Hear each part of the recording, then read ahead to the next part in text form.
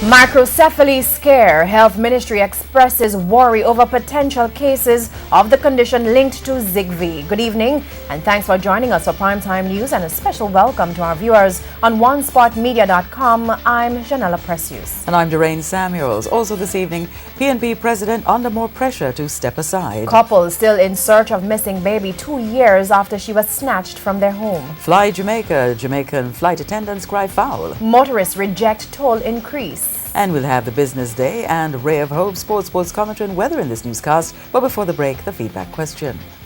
How do you rate the government's efforts to contain the Zika virus? Share comments online, facebook.com/television Jamaica and tweet us at Television Jam. Stay with us. The Primetime News package returns right after this break.